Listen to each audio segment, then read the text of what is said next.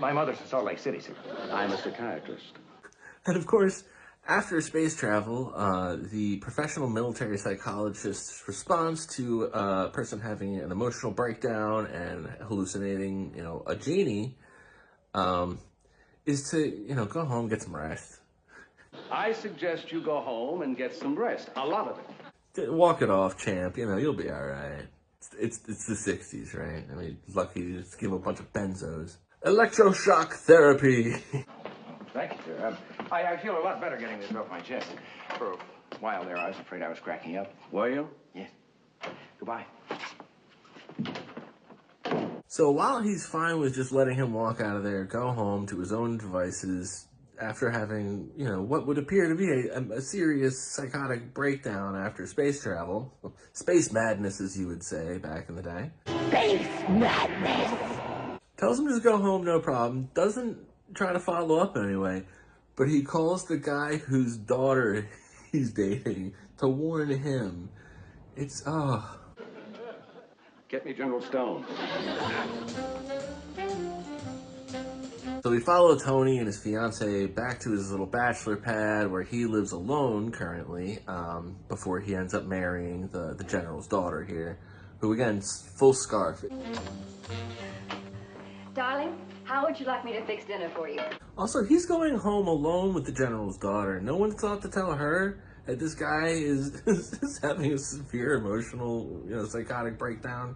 There's a break with reality on the job due to, work-related Space madness! stress.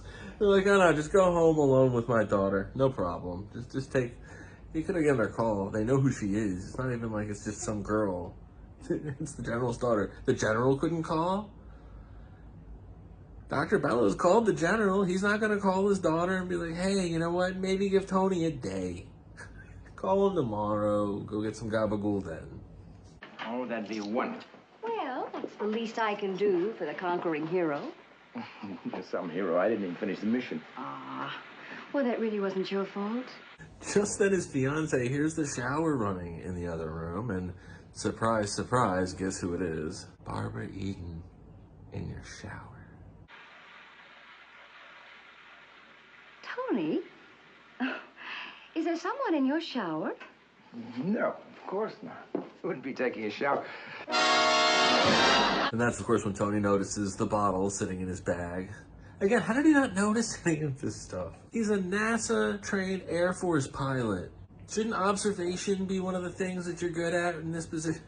Situational awareness, any of that? Goodbye, Liz. Goodbye? And here, ladies and gentlemen, it's one of the greatest scenes in television history. Well, I didn't realize how tired I was. Well, you look a little tired. All right, darling. Of course, I understand. I tell you what, after I get a little rest, I'll pick you up and we'll go to dinner. Well, look who's here. I'm looking.